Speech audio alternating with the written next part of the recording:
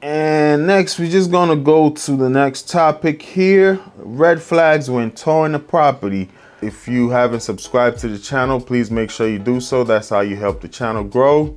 And also, if you're looking to purchase or sell a property in DC or Maryland, I'm your guy. My contact information will be in the description down below.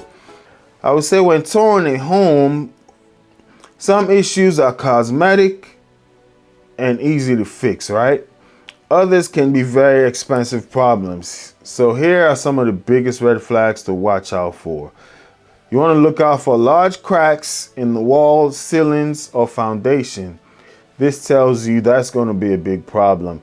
When you see a house, you know, there are cracks on the foundation, the ceiling, because the ceiling kind of cracks because the house is linen. When the house, especially new constructions, when the house settles, you can see it shifts.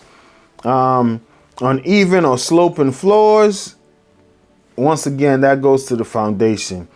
Doors and windows that stick or won't close properly, once again, that's a foundational issue. Once the doors, you see the doors are not opening or they stick, they're hard to close, especially ones that open this way, windows, not necessarily sliding down, but even the ones that slide down, if they're kind of crunching in, now the windows can't slide down, right? Stair steps, cracks in brick exteriors. So foundation repairs can cost thousands to tens of thousands of dollars. So that's why these signs are things you want to look out for. Cracks in the walls, ceiling, uneven and sloping floors, doors and windows that stick or won't close properly, right? Next, you want to look out for is water damage and moisture issues. Look for water stains on ceilings and floors, musty odors, because people can paint stuff, but sometimes the smell is still there. Mold or mildew, fresh paint in only one small area, maybe covering the damage, right? So damaged basement or crawl spaces. This matters because water damage often leads to mold, structural issues, and costly repairs. Another thing you want to look out for are roof problems, you know, missing or curling shingles, sagging roof lines, water stains in the attic, signs of recent patchwork. So when you look at the shingles and you see one side is darker than the other, and you like, that raises an eyebrow. A new roof can easily cost you 10 to 30,000 depending on the size, right? Electrical issues. You want to look out for flickering lights. You know, when you want to cut on a light, it's flickering. Outdated electrical panels, extension cords everywhere, two-prong outlets. So I have some of those issues in some areas of my house where there are a lot of two-prong outlets and not three.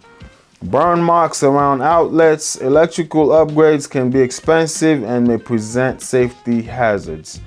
Plumbing problems, right? You want to look out for low water pressure, slow drains, water stains on the sinks, signs of leaks around toilets, corrosion on pipes. Hidden plumbing problems can lead to significant water damage.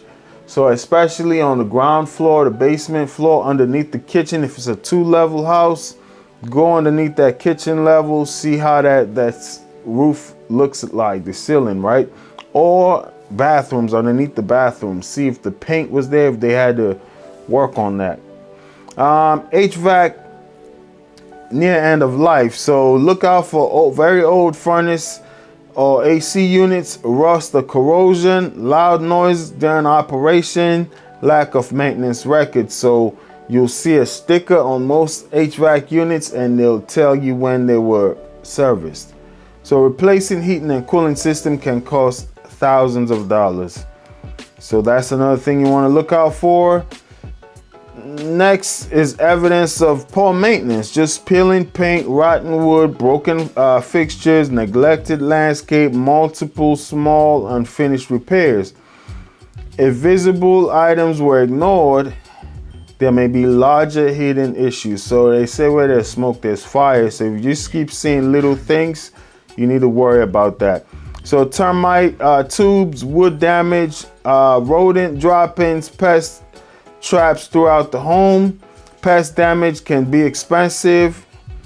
and sometimes very extensive as well, because you can see one thing, but then there's a lot more going on. Next thing you want to look for when touring a property, I would say, is neighborhood red flags. You know, excessive vacant homes. So if you see a lot of vacant homes, you got to be cautious, because you're going to think, is this property going to be able to hold value, right? Heavy noise from traffic. If you're close to the highway, you got to worry about that. Let's say also railroads close by, poorly maintained neighborhood properties. Those are going to bring the value of your property down. And long commute times during rush hour. You know, these are things to think about.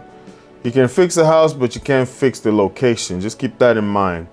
One more thing is price seems to be too good to be true. So if it's priced too good to be true, that, you know, you need to do some research about that. If a home is priced significantly below comparable properties, ask, why hasn't it sold, you know? Are there structural issues? Is there a location problem? Are there major repairs needed? The market often discovers problems before buyers do. So those are just things to think about. Just a quick summary, quick rules for buyers. 3 most expensive categories. You're talking about foundation, roof, and water damage, right? Ultimate hub for real estate insights, breaking news, entrepreneurial wisdom, investing strategies, and self-development hacks. If you're ready to expand your mind and stay ahead of the game floor, you're in the right place.